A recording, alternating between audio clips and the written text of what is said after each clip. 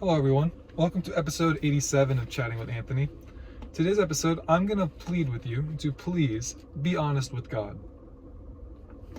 Now, I say that because God is the holy and just ruler of the world. He sees everything we do, and he knew that we would do it beforehand. He knows all your thoughts and the root cause of them, right? And not just he sees it and he's trying to assess dang, why do you do that? I gotta figure that one out. He knew exactly. He knows what buttons get pushed to get a certain result from you, right? And in spite of that, he still gives you free choice, right? He could basically force you to do anything you want, but he still gives you a choice to choose what you're gonna do. Anyways, that's another discussion. Because he already knows all this stuff, hiding your thoughts and your actions from him is a fruitless task. Task? Yeah, it's fruitless. That's basically what I'm trying to say.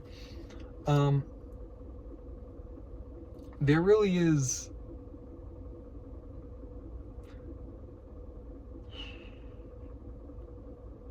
I'm trying to think of how to expand upon that a little bit more.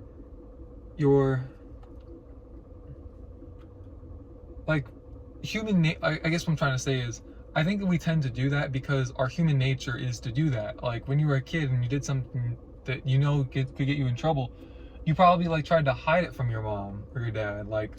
I don't want them to find out. I don't want to get in trouble.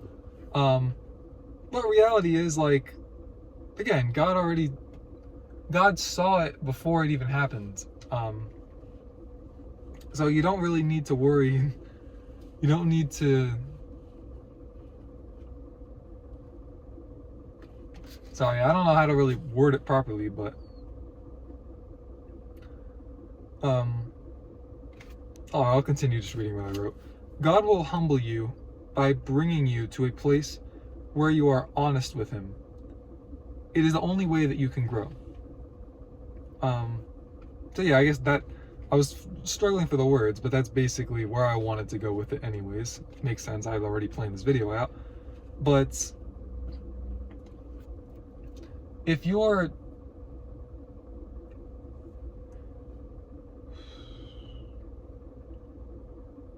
just going to be honest with him about all your flaws and all the negative stuff, right?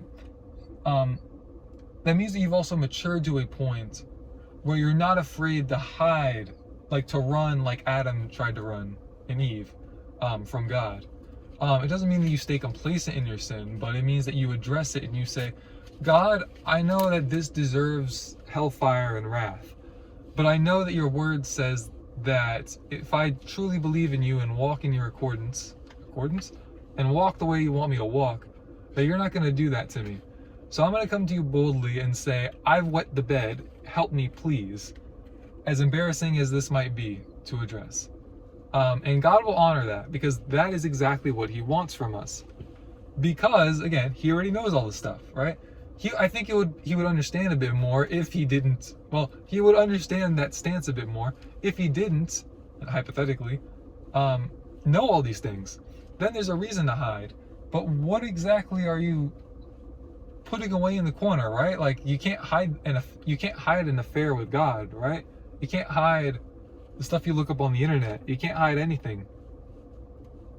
So the only logical thing to do really is to obey him.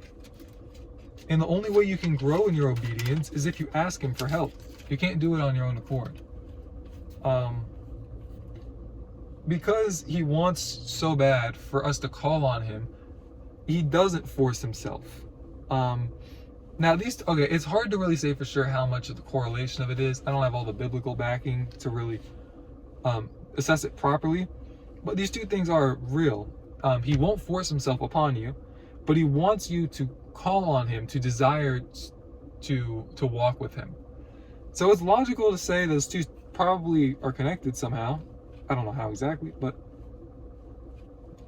I read it right there. So I read it in the Bible, so I know that there's something to it. He knows how great he is, but he isn't egotistical like we would be if we were really great. And I hope Curry's faith is a saving faith. I'm not going to get into that, but Curry is a Christian who professes Christ, and he honestly does come across as very humble.